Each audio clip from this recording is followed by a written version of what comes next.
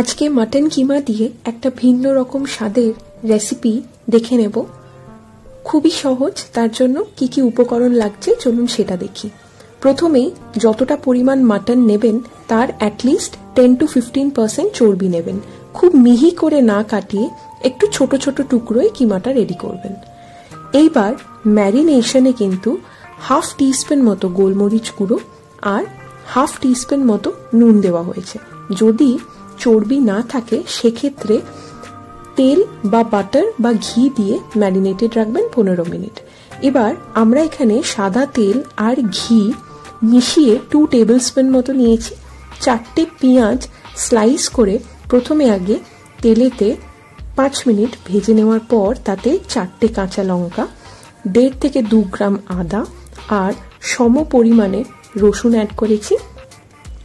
সবকিছু একসাথে প্রায় 5 থেকে 10 মিনিট সময়ের জন্য ভেজে নিতে হবে। 1 to 2 টিস্পুন মতো আমরা নুন অ্যাড করেছি আর এখানেতে 8 থেকে 10টা 9 কাজু বাদাম বা কাঠবাদাম অ্যাড করে দেবেন।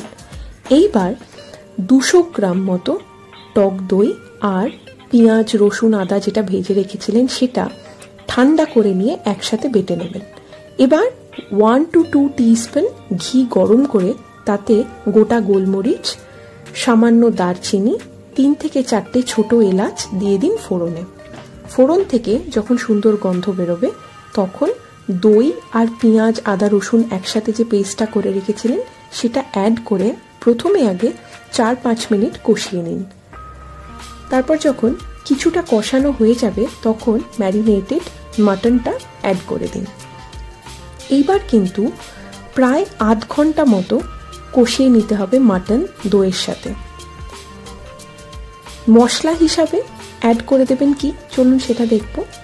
প্রথমেই যখন দেখবেন অনেকটা জল শুকিয়ে এসছে, বুঝবেন কষানো হয়ে যাচ্ছে, সেই স্টেজেতে অ্যাড করে দিন 1 টিস্পুন মতো গোলমরিচ গুঁড়ো, হাফ টিস্পুন মতো চিনি।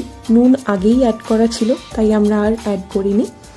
এবার একটু ফ্লেভারের জন্য আমরা কিন্তু 3-4টে কাঁচা লঙ্কা না চিড়ে অ্যাড করেছি। আপনারা ঝাল খাওয়া পছন্দ করলে অবশ্যই এর থেকে বেশি কাঁচা লঙ্কা ব্যবহার করতে পারেন।